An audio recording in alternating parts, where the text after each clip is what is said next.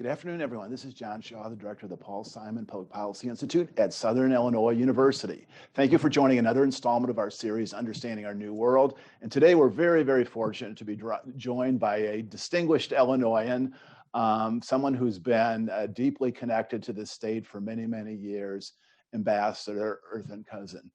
The ambassador is a native of Chicago, grew up in Chicago. We'll talk about that. She went to the U of I, Chicago, went to law school in Georgia. We'll talk about that as well. Has had a remarkable career in almost all levels of government. We'll talk about that as well as her private sector involvement. She's been a diplomat working in food agencies in Rome, including the World Food Program, which has been called the largest humanitarian organization in the world. And it won the Nobel Peace Prize just a few weeks ago.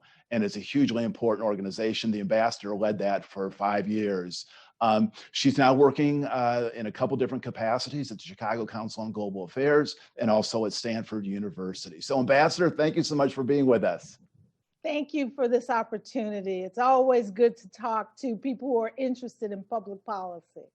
Well, great. Well, let's start out by your beginnings. You grew up in Chicago. Your mom was a social worker. Your dad was a community organizer well before Barack Obama. You had 3 sisters, grew up in the Lawndale section of Chicago. Tell us about growing up and just sort of the influences that nudged you towards public policy. Well, terrific. Thank you. I as you stated, grew up in Lawndale. And many people would suggest that nothing good comes out of Lawndale. It's one of the tougher neighborhoods on the west side of the city of Chicago. But we could have a long conversation about a lot of really great leaders that had began their lives in that community. And when I was growing up in Chicago, I was a product of the Archdiocese and the Catholic school system. And I was bused as a part of the Archdiocese busing program into LaGrange Park, Illinois, when we were working to integrate schools in the state. But I lived in a neighborhood that was also affected by the riots in the 1960s. I remember the community burning up around me, all down Pulaski Avenue and Roosevelt Road. Those were walking distance from my house. I remember the National Guard being on the corner of my neighborhood and after the riots began. And so all of those things were very formative for me, because as the turbulent time seen through the lens of a child, but all of it was directed by parents who were committed to education. First and foremost, there was nothing more important to my parents than educating their daughters, and family, commitment to family, commitment to community. As you said, my mom was a social worker. My dad was an entrepreneur. He owned the neighborhood bar. He owned the neighborhood restaurant. He owned the hot dog stand across the street from the local high school.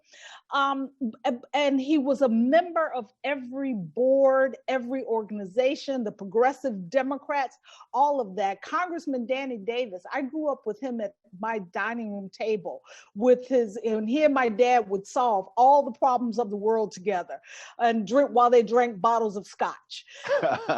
It was the kind of upbringing that as a child you hear about change and responsibility and government and your civic duty. That was a part of our regular conversation in my household. And it was not just what we talked about, but I watched my parents live that work through both their jobs as well as through their volunteer activities. And you were one of the first class of women to go to Lane Tech, is that right? Which is one of the really iconic schools in Illinois. Tell us about that experience. Well, my mom and dad had an idea that I was going to go to Alvernia High School, an all-girls high school on the north side of the city of Chicago. And as I said, I had previously, I finished grammar school at St. Louis de Marillac in LaGrange Park, and read an article in the newspaper that Lane was going to allow girls, and applied. And without my parents' permission, I applied. And with their support, then I enrolled. And it was, well, you're 14 years old and you're going to a school that has 5,000 boys, and 200 girls in the freshman class and 100 in the sophomore class. It was the kind of experience where everything that was female, we were able to start. So you could lead. We started a pom-pom squad. I was the captain. We started a girls volleyball team. I was the captain. So you could do all kinds of things when there's only 200 of you. You're on the homecoming court because there are only 200 of you. And so it was also an environment where we were challenged by the racial issues in the city of Chicago. I don't know if you know, Lane Tech then was where it's still on Addison and Western. It did not have a large a Black population. Today it has a very large Hispanic, very large, and a larger Black population.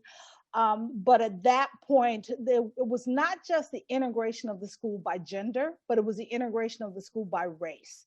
That many students in the school who lacked exposure to people of difference were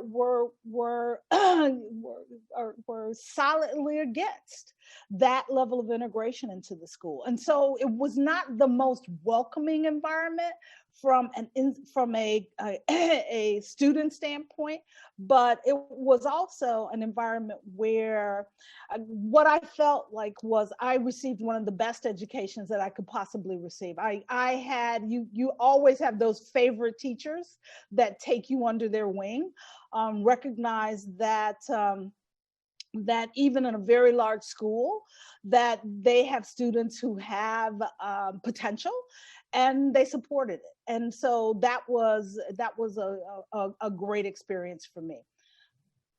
So when you went to U of I and then on to the University of Georgia, was it with a sense of kind of a mission to be involved in public service, or were you just sort of open to whatever possibilities might arise?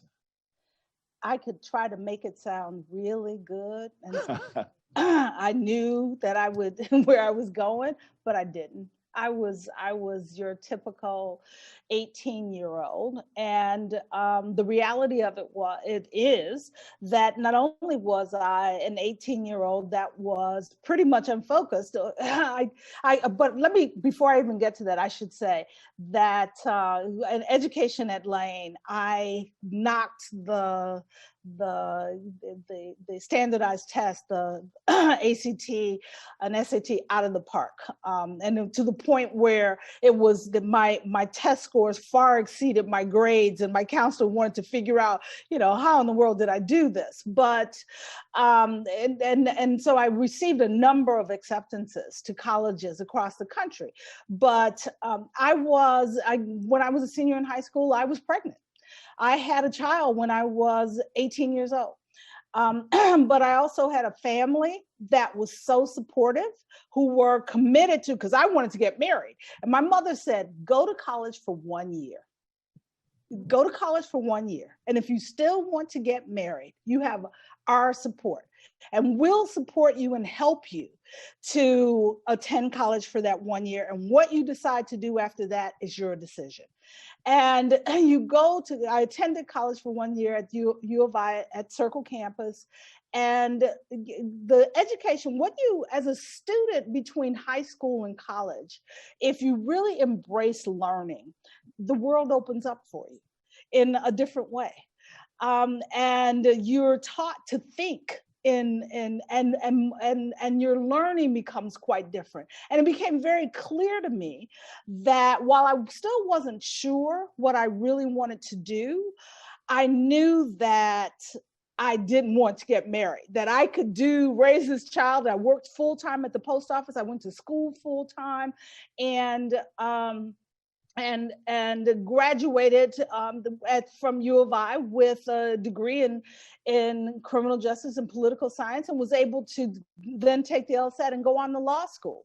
And it was because of recognizing the value of education, having parents who were willing to provide that safety net, that support system that was required for me to understand my dreams even before I knew what they were. So then you went to law school in Georgia, and then you came back to Illinois, had a lot of, interesting early starts. I worked for the Illinois Attorney General's office. I think you worked for the city of Chicago. The only failure I can identify is I think you ran for the Water Reclamation District. And I saw you give a talk where you teasingly said, gosh, I didn't quite win that election. What was that all about? Well, first of all, let me just say, I went down to the University of Georgia's law school because they offered me a 3-year scholarship, all expenses paid. I said, here I come, y'all. And then once I arrived at the University of Georgia, realized what a blessing that was, in fact, because Dean Rusk was there. And I had the opportunity not only to take every class that he taught, but to become one of his students. There was the group of us who hung out in Dean Rusk's office in his facility, and he would tell us stories. And so that was coming from the west side of the city of Chicago, that was my first inkling of international affairs, was spending time with him and talking about the law of the sea and the law of the child, and multilateralism versus bilateralism, and so having the ability to explore those issues, for me, I thought at that point that I would have international affairs as my hobby. It would be something that I followed, that I was intellectually inclined to understand and know more, but I was committed to coming back to Chicago and working on elections, working in the inner city, using my law degree to help make change. I did not think I would use my law degree at all in the international arena. That didn't seem quite possible to me yet. And so when I came back to Chicago, as you said, yes, I worked for the United Auto Workers. I worked for the Water Reclamation District in the Affirmative Action Office. I worked for a small firm on the south side of the city of Chicago. And I was the young lawyer responsible for going to get continuances on a regular basis for the older lawyers in the office, and doing all the research for all the older lawyers in the office for many years. And it was much like getting a graduate degree, because you learned the practice of law. And I worked in that capacity for a number of years. But what I learned when I was practicing law and working in the inner city was that for most poor people, most low-income people, that the legal system was not a solver of their problems. The problems were education problems, they were economic problems, they were housing problems that were manifesting themselves as a particular time as a legal problem. And we were putting Band-Aids on it and helping people move through the system when they were either challenged by because of bankruptcies or divorces or criminal actions, but we weren't dealing with the systemic issues that were affecting the communities. And that was why I began to get even more interested personally in running for political office, being involved in the political system, because I recognized that the law degree that I had could help people in different ways than my practice of law was able to do on a day-to-day basis. And then you were part of the Clinton campaign in '92 in Illinois, and then moved to DC, I guess, in '93. And then early on, you were at the DNC, but then also you had an interesting assignment as kind of the White House liaison to the State Department. And then that also led to an interesting opportunity with the Atlanta Olympics. Tell us about those experiences. Wow, that's a lot. Um, well, you'll remember back in those, it seems like the old days now, we elected a mayor in the city of Chicago. We elected Harold Washington mayor, and I had worked on that election. And then in '88, Jesse Jackson ran for president. And I remember as a young lawyer working for older Black attorneys in the city of Chicago, going and sitting with Reverend Jackson as he was contemplating his run for president. And I'm thinking, we just elected a mayor. Now we're going to elect a president? Oh my gosh. And then so having the ability to have that front row seat on the political history of our city and of our country. And then when Neil Hartigan ran for governor, I don't know if you'll recall this, but when Neil ran for governor, I served as his deputy campaign manager, which was the first time that a woman or an African-American had ever served in a leadership capacity at that level in an Illinois election at that point. And we lost. We can talk about all the elections that I lost. There were a lot of elections that I lost before I actually won one. And we lost, but AT&T then came to me and asked me to serve as their director of government affairs. And that was my introduction to Springfield and working in the legislature in Springfield as the representative for AT&T. And that during that period, Mike Madigan chose me to serve as his representative on the redistricting commission. And I was quoted as at that time as saying that I represented all the underrepresented people in the state of Illinois who just wanted a fair map to ensure that they could have their voices heard in Springfield. We lost that map too. And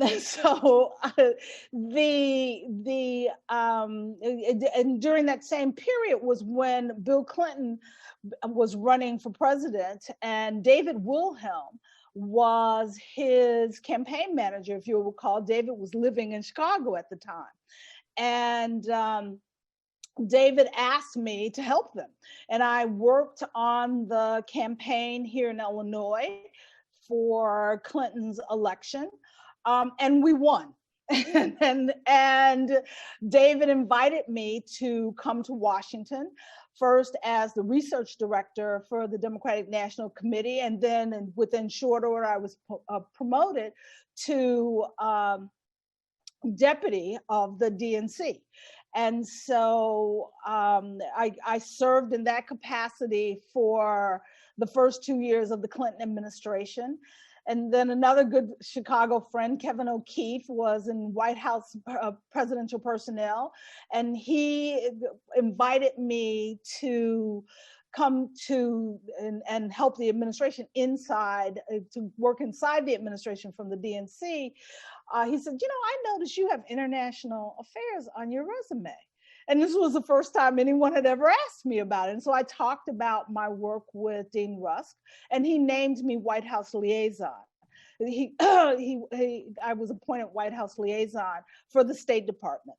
And in that role, it was quite interesting because I was a mid-career, a lower mid-tier appointed as what we call a Schedule C in the administration.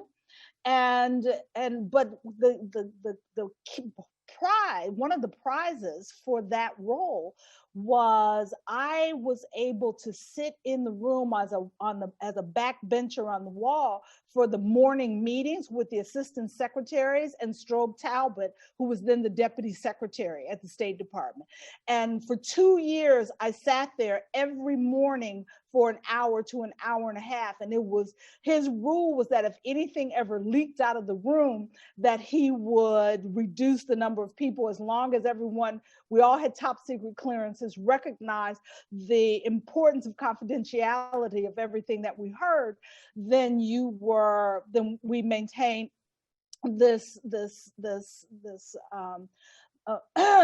meeting space and I received the information on a regular basis. And so again, I witnessed to history. Somalia, um, Rwanda, Bosnia, all of those issues that were taking place, I was there every single day as the Secretary of State was, and the Deputy Secretary of State was receiving the briefings from the Assistant Secretaries responsible for those particular areas of interest.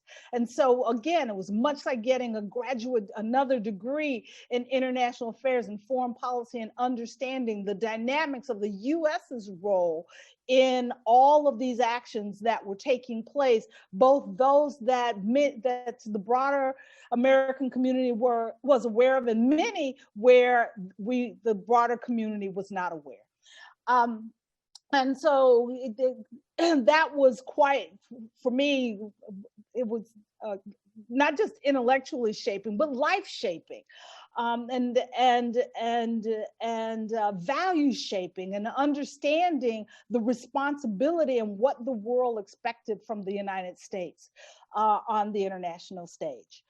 And while in that position, as you noted, the other activity that we were very keen on during that period of the U.S. applied for and received the Olympics. We were awarded the Olympics, the Atlanta Olympics.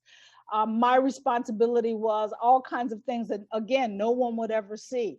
Knowing I was responsible for all of the visa entry issues and the movement of all of the representatives from around the world, because the one line that you commit to in order to receive the award of the Olympics is that your foreign policy will not dictate who is allowed into your country as a part of the Olympic family. That anyone who has the credentials of the Olympic family and the approval of the Olympic family will be awarded access into your country. So that means that many countries, North Korea, Cuba, where we did not have travel policies that allowed for individuals to come into the United States, would be allowed to travel into the United States. And we were responsible for knowing who those people were and tracking them.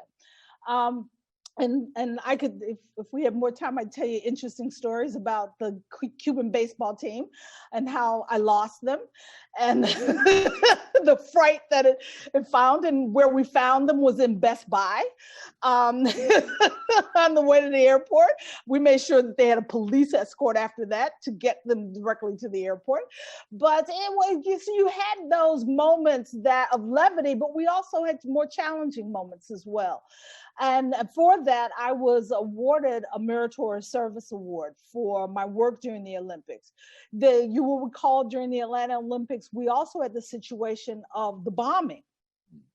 And that resulted in a late night phone call, and all of us from all of the departments who were serving as the cross-government lead team for the Olympics to get on a plane with then First Lady Hillary Clinton to go down to the Olympics to demonstrate the administration's support for the city of Atlanta and for the Olympics themselves. And so again, having that firsthand eyewitness view to the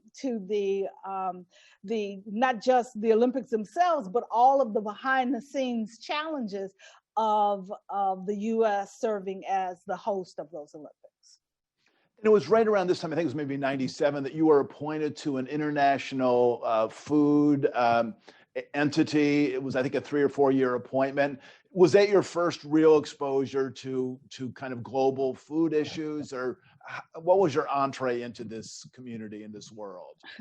Well, that's kind of funny, because 1996 was Clinton's reelection. I came back to Illinois and served as director of his reelection campaign. And at that point, it was the first time, again, that a woman and a person of color had led the team for reelection of a presidential candidate in the state of Illinois.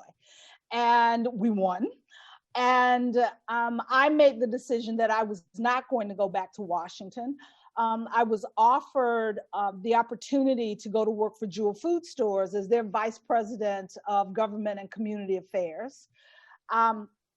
And when I announced this to the administration, they said, fine, but we're not going to let you go. We want you to take this appointment to this board.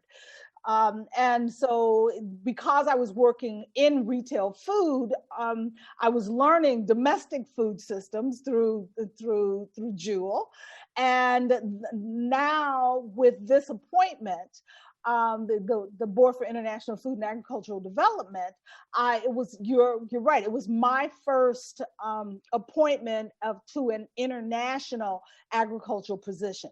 And so I was learning, though, again, building my own storehouse of knowledge of food supply chains, food systems, retail financing of foods, our own models for food procurement in the United States from a retail standpoint, while also learning the issues related to investment in agricultural development in developing countries. And that was about the time that Monsanto introduced GMOs. So again, had the front row seat to the conversations around those issues of a changing agricultural production system, both domestically and internationally. And that was, you're on the board with folks like Peter McPherson and others who were giants in the agriculture and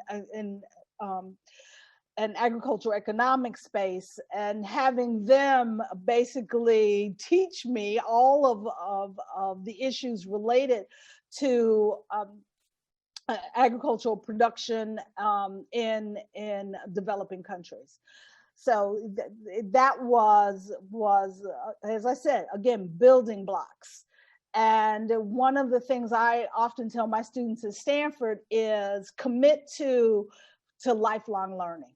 And not just classroom learning, but experiential learning that will continue to build your own intellectual capacity that will take you far beyond what you deemed was or thought were your opportunities when you completed your academic career.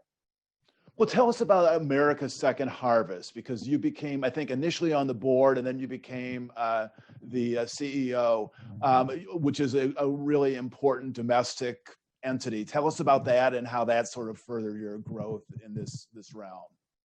Well, I was at Jewel Food Stores. I'm on the buy Fed. And Jewel at that point was owned by American Stores, which was in Salt Lake City, Utah.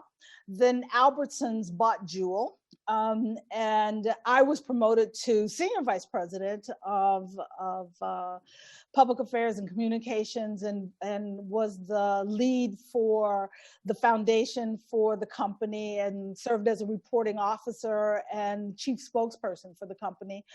What became very clear to me was, while I had learned a great deal, that I wasn't really, I did not want to end my career in corporate, not at that point.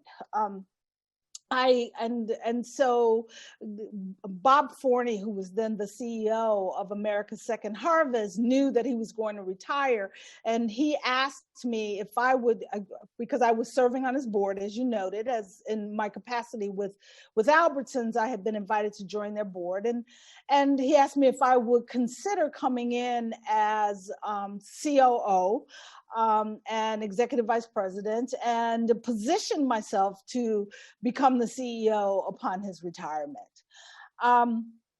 And taking that role was an easy decision for me, because it got me back to the areas where I find my passion, and that is in how do we ensure not only that food is affordable and available through market systems like as a corporation like Jewel or Albertson can provide. But how do we ensure that we have safety nets that will provide access for low-income and vulnerable populations? How do we ensure, what is the work that we must perform to ensure that we have the public policies that are in place that supports the access to nutritious food by our most vulnerable citizens? And what is now Feeding America, what was then America's Second Harvest, was of course leading on all of those issues as they continue to do today.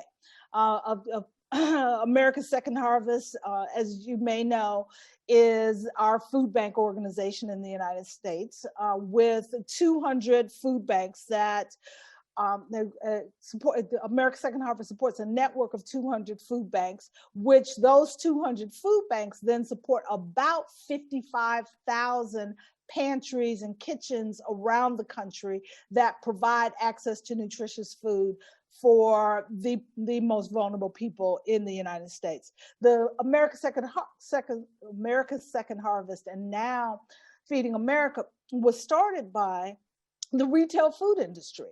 And it was a way to ensure that food that was not sold in stores did not go to waste, that we then use that food to distribute. What has changed over the years is through financial contributions, there's more fresh food purchase, more, and even we now have more meats and protein going through the system to provide access to those foods for the most vulnerable people. The America's Second Harvest feeds some 40 million Americans every year. And what most Americans don't know is that when you think about a pantry or a soup kitchen, 1 in every 4 people that is served by that institution is a child. And to know that that is the case here in the United States, that was the case when I was working there in 2006, 7, 8, and remains true today. And what we saw with COVID was even more of our population being forced to use the food bank system to access the food that they fed their families. And we saw COVID go from an economic a health crisis into an economic and then a food crisis that I was very proud to witness my former colleagues at Feeding America step up and lead in a way that ensured that Americans didn't go hungry. Well, let's, in terms of your career, I saw a talk you gave in which you recounted a kind of a pivotal moment. It was, I think, in early 2007, where you were at home and the phone rang about 10:30 at night, and you picked it up and it was Barack Obama saying, hello, how you doing? You want to help out in the campaign? Tell us about that phone call and maybe your past relationship with the president, Mrs. Obama, and then how that propelled you forward. Sure. I did not become the CEO of Feeding America. The board decided to select someone else. I started the Polk Street Group shortly after, doing public-private partnerships around issues related to food security and developing programs for corporations to help them help not just Feeding America, but local community organizations. During that period, while I was working on what I thought was going to be the next phase of my life, I was at a Christmas party. And I'm sitting in the kitchen. Well, I'm trying to sneak out the back door through the kitchen. It was so very crowded. And who's sitting there eating chicken wings but my senator, Barack Obama. And I had known Barack and Michelle for many years. I live in Hyde Park. I often say he was my neighbor before he was my state senator and before he became my US senator. And he, as he ate his chicken wing, said, hey, you. He said, I think I'm going to do this. He said, I'm going to Hawaii to think about it. And if I decide I'm going to do this, are you with me? And I looked at him and I started laughing. I said, my friend, you decide you're going to do this, I'm there. And even though I had worked for the Clintons, I knew that this was about friendship. And I'm from Chicago. We do loyalty and friendship in Chicago. And it's not just always about politics. And so when he came back, I'll never forget this. Late on a Saturday night, my phone rings. It's about 10:30 at night. And he says, hey, Ertharin, this is Barack. I'm like, who doesn't know his voice? Okay. One of the most distinctive voices. Okay, Senator, I know it's you. He goes, I am going to do this. And so I'm calling to see if you're still with me. Are you going? So I was probably the sixth or seventh person hired on the campaign. I remember when, and I went on the campaign as senior advisor, people would say to me, why are you working for this guy? There's no way this guy's going to be president of the United States. And I went through the whole, he's not Black enough. I will never forget being in a car with he and Michael Eric Dyson, who is very well known in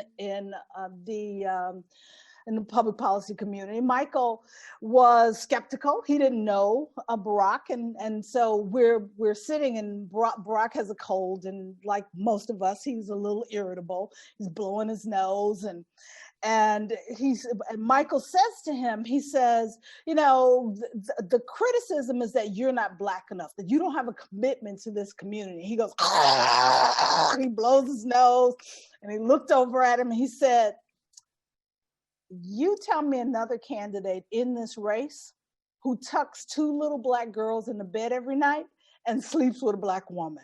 And then you tell me I'm not Black enough. And he blows his nose.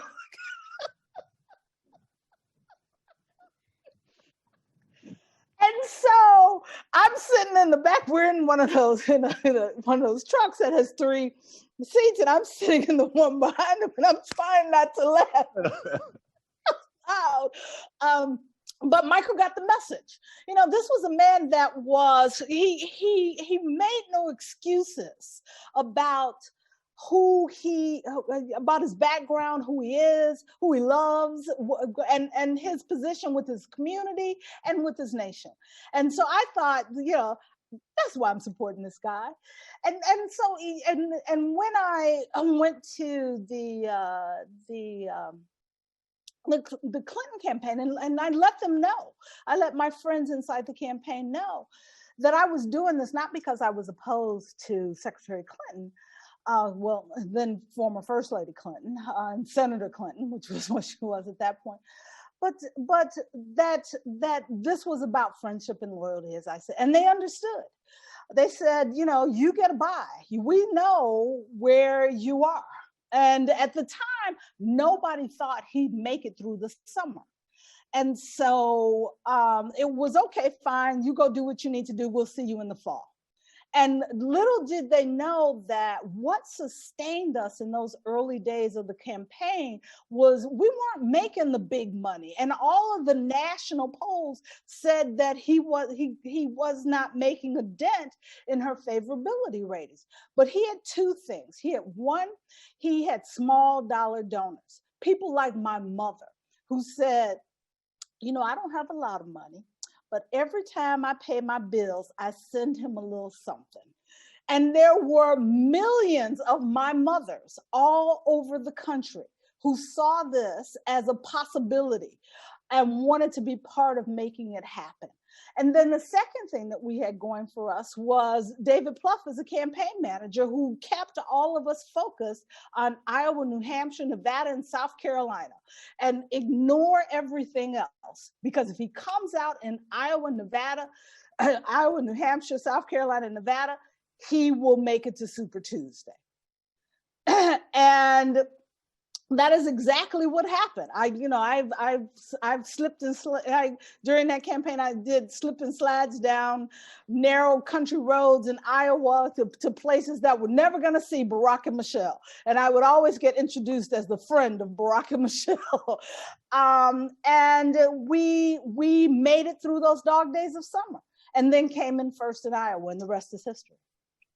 And so after President Obama won, did he say, what would you like to do? And tell us about the decision to go to Rome and to represent the U.S. at the mission for food and agriculture. How did that happen?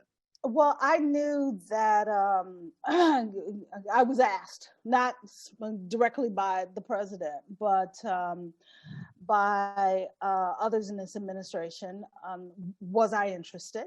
And I was not interested in going back to Washington. I'd done that. I said, there's one post I'd be interested in turning my life upside down to do. And that post is Ambassador for Food and Agriculture as permanent representative to the UN Food and Agriculture Organization. And they were like, how do you know about that job? I said, because this is what I do. I said, I know these jobs because this is the space that I work in. And not only did the Obama administration support me, but Secretary Clinton supported me for the post.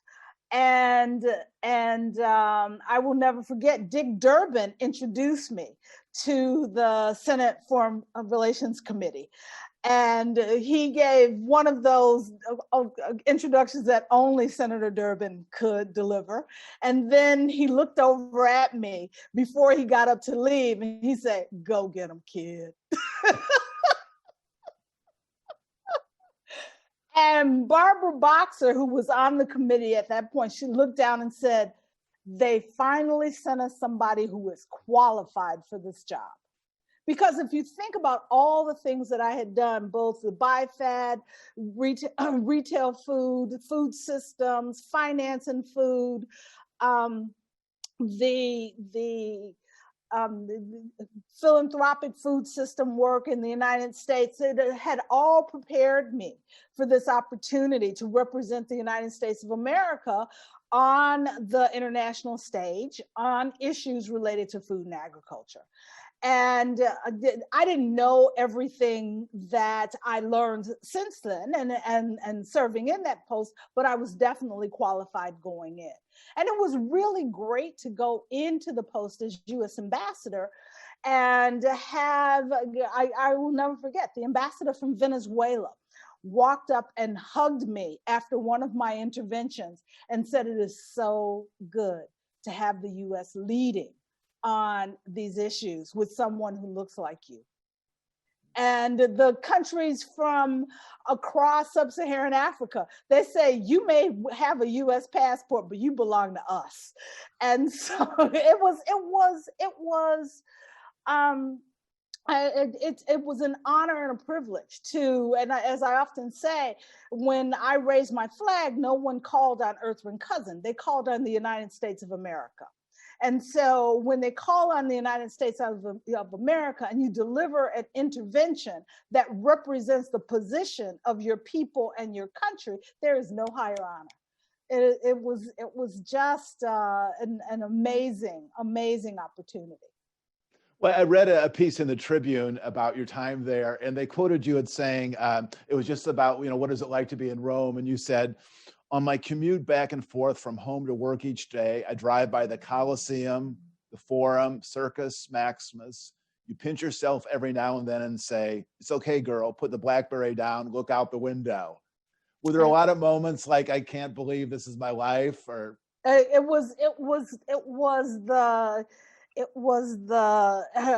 would often say, and I say laughingly, West Side, because that's, I'm from the west side of the city of Chicago, Lawndale. And now when I would walk in a room, everyone would stand up and say, Your Excellency. And I was the embodiment of the United States of America when I walked into a room.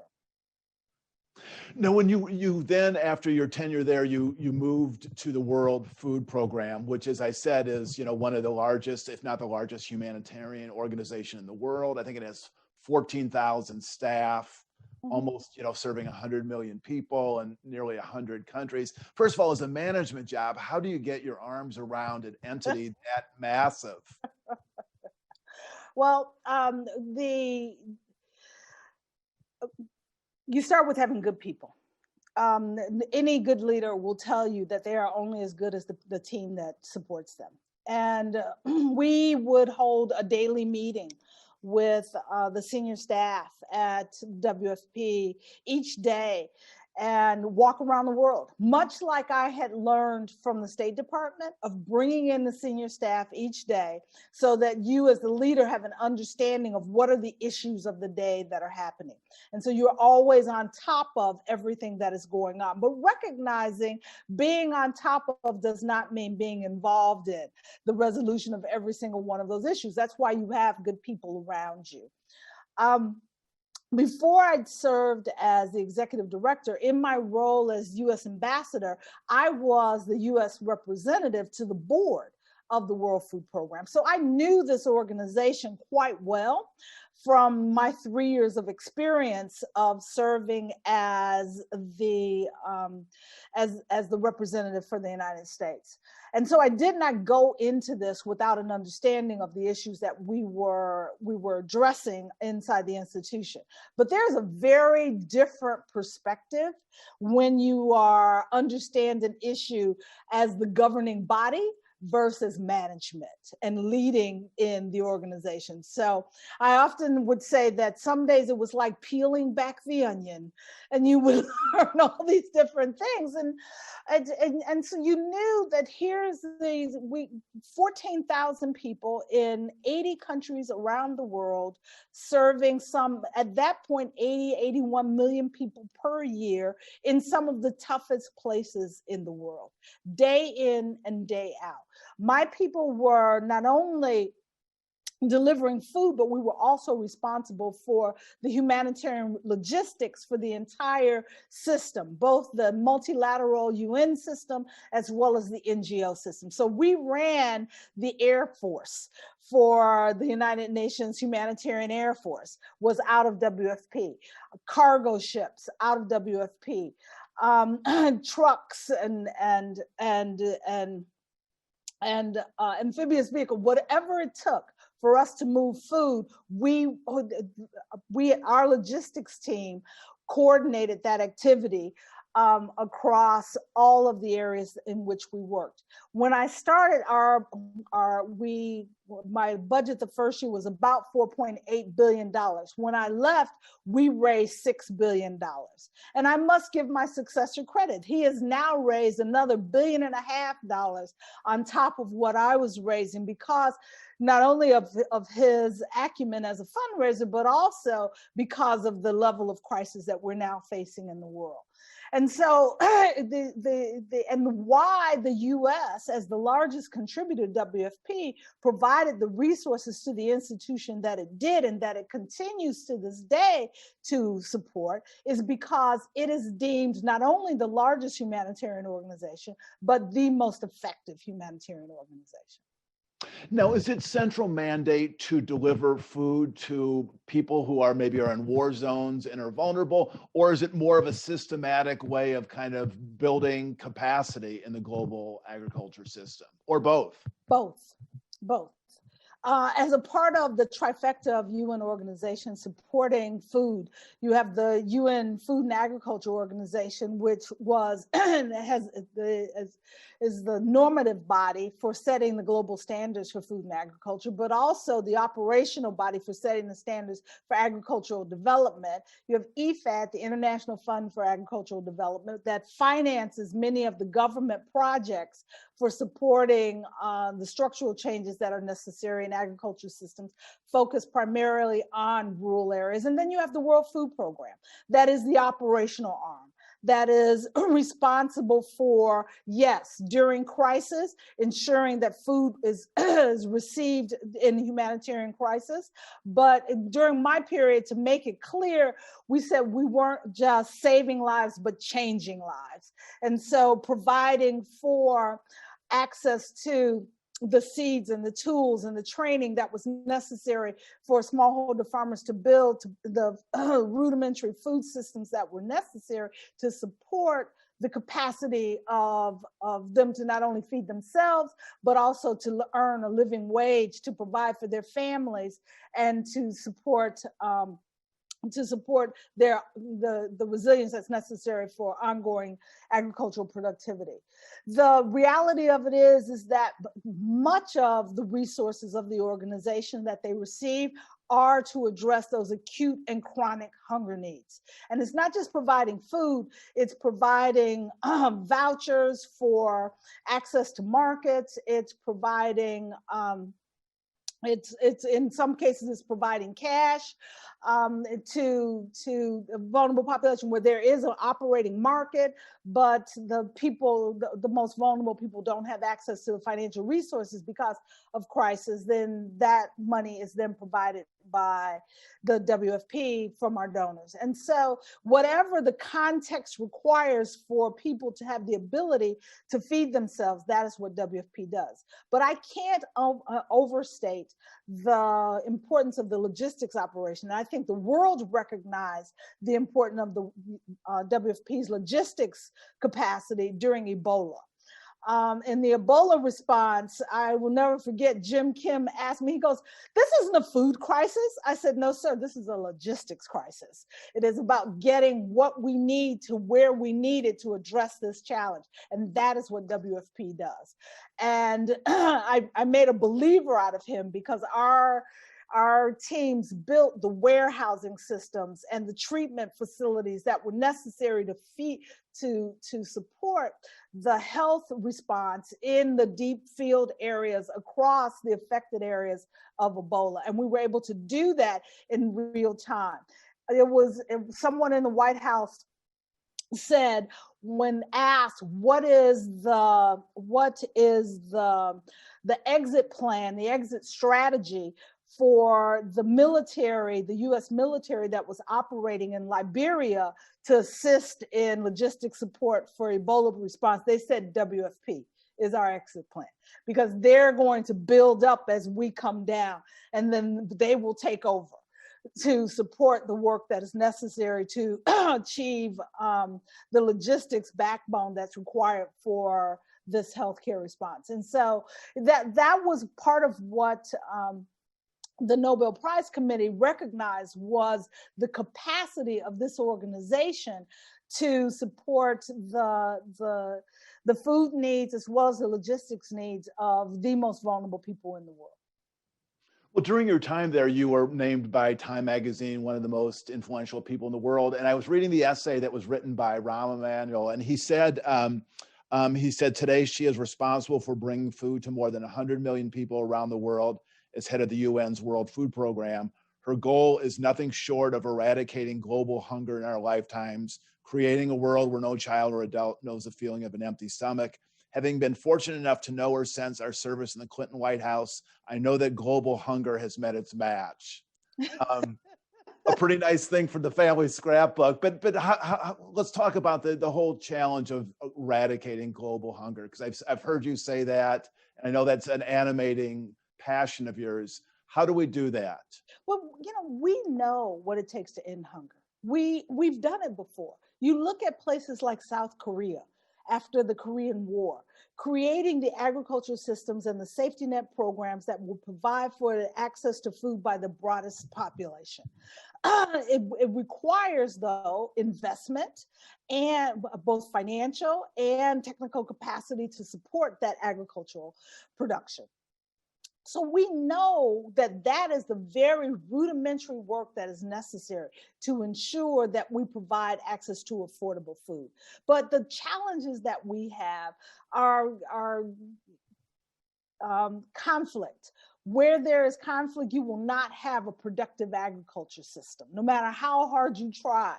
The data does not support the ability of those who live in rural areas to continue to farm and provide access to support markets when they are fleeing for their lives. And those who suffer from the most acute hunger live in those conflict affected places. We also know that climate change is affecting the ability of the most vulnerable populations to produce in a resilient way.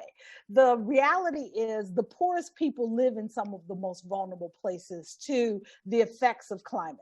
And it's not just a warming climate, it is the fact that the short rains don't come and the long rains are short. And so what was productive last year is not productive, land that was productive last year is not productive this year. So we need innovations in agriculture to support the types of drought tolerant or drought resistant seeds that can thrive even in climate affected places. So the adaptation that we often talk about that is necessary to support agricultural production in a climate affected world, we need to invest and ensure that it's not just those who are affluent who have access to these innovations, but those who are the low income and the most marginal amongst our population, both domestically and internationally. Ambassador, we have a couple questions that people have emailed in, and the first one actually goes to that point. It's Jan from Philadelphia saying, do we in the United States need to adjust our agricultural policies to effectively deal with climate change? Is that something we need to do here to address the issue? Yes. We realized in the US, we don't have a food policy. We have agricultural policies. We don't have a singular agricultural policy that supports our sustainable, creating a sustainable agriculture, U.S. agriculture system. And in fact, Harvard University and Vermont University issued a joint press release just a couple of days ago calling for the next administration to convene summits across the country to discuss the necessary changes in U.S. agricultural production. An example of the challenges in our system was unbared during COVID.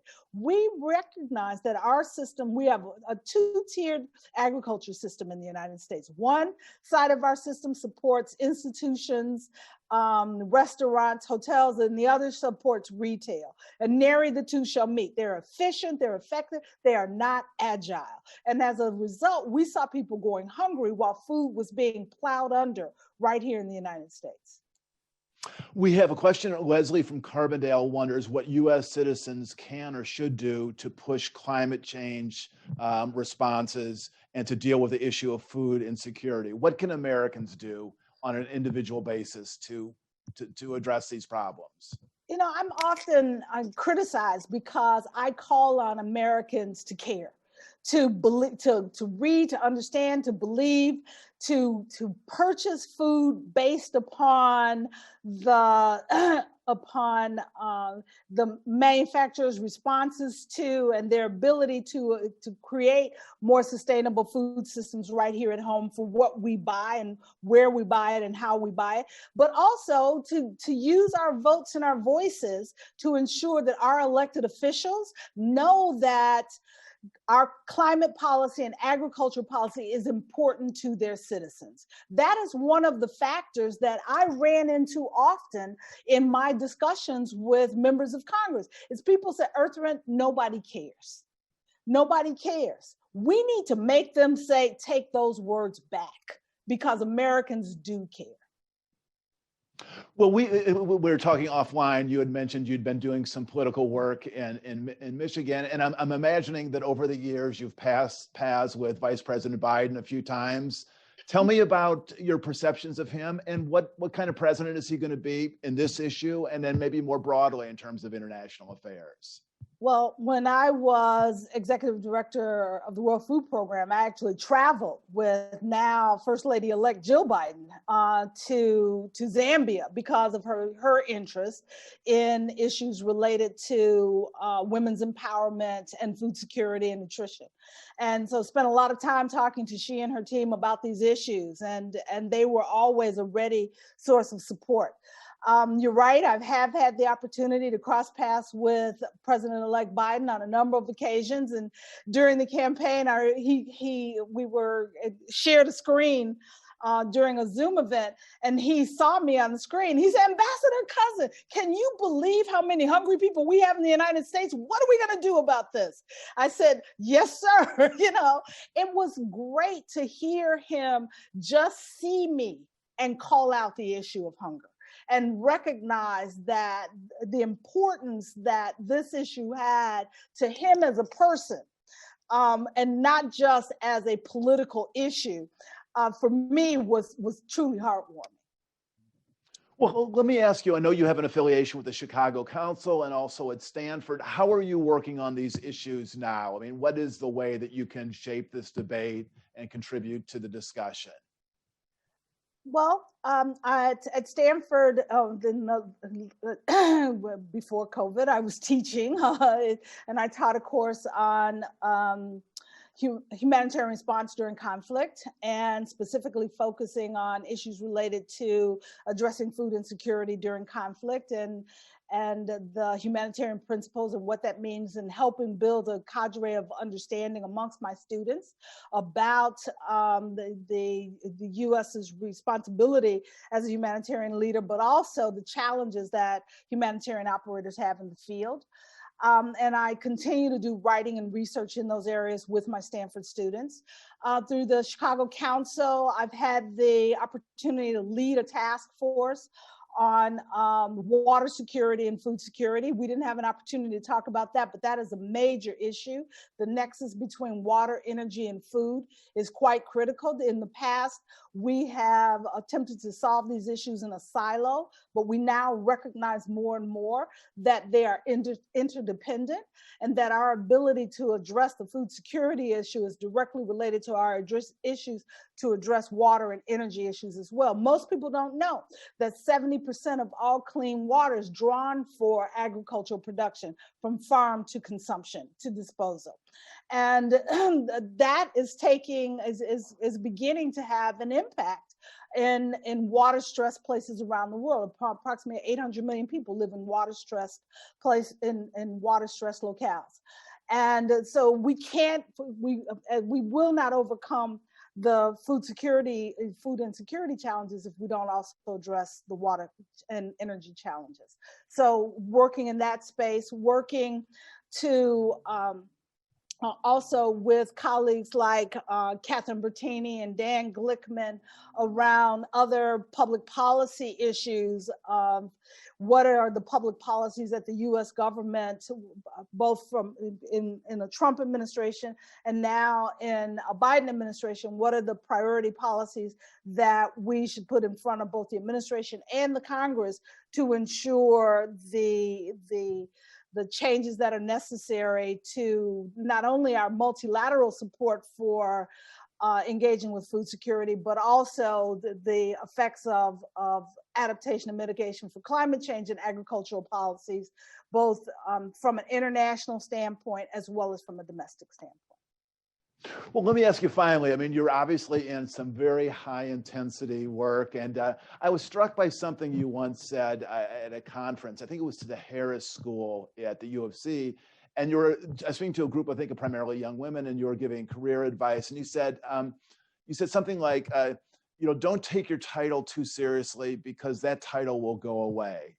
Tell us how you kind of connect your career aspirations with staying grounded and being able to be connected in Chicago and relaxing and other things. How do you bring them together?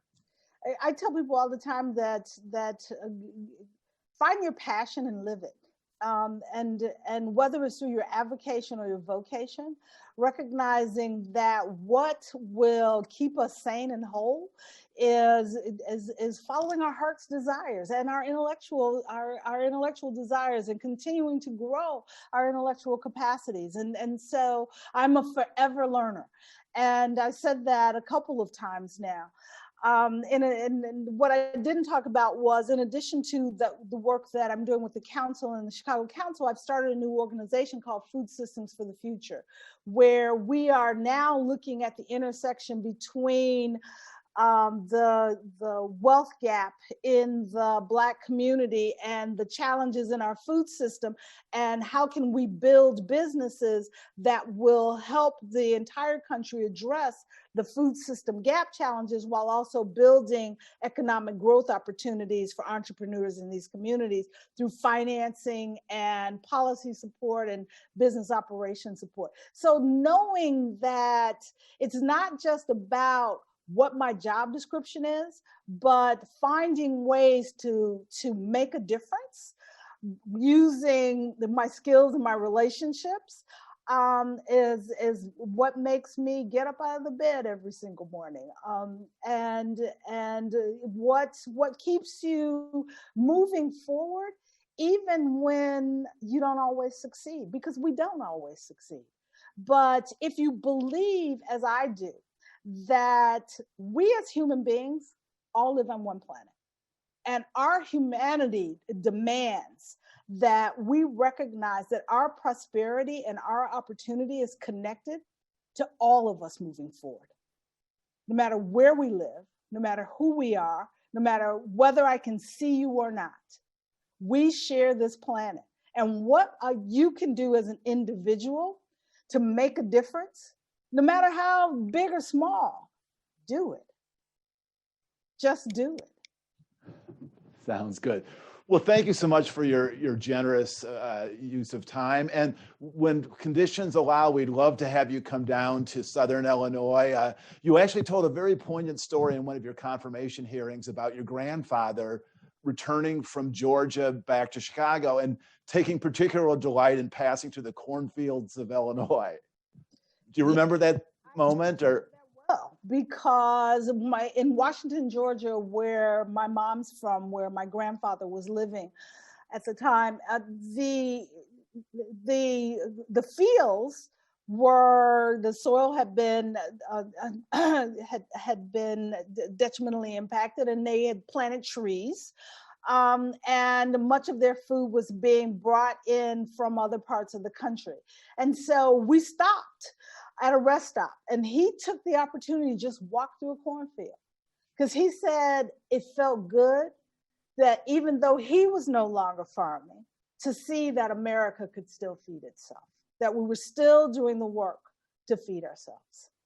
And when you grow up with that kind of simple passion from a man who lived his dreams through his children and his grandchildren, then it's easy for me to say what I do about following your passions and knowing that you can make a difference.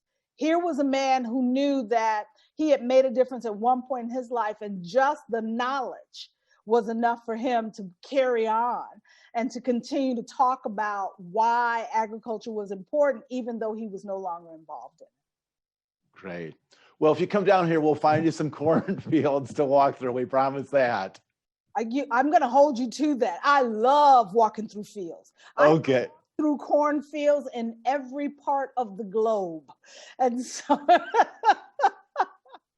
Well, again, thank you so much. And we'd love to have you here when circumstances allow, and best of luck to you. And I somehow suspect we may be seeing you in prominent places in the not too distant future. So thank you so much. Thank you for this opportunity. Again, I appreciate it. And I do look forward to sharing in person when times get better. Thank you. Perfect. Thank you so much. And thanks to all of you for joining another edition of our series, Understanding Our New World. A video can be seen on our website tomorrow. And thank you for continuing to support the Institute and allowing to keep the legacy of Paul Simon alive and well. Thank you so much.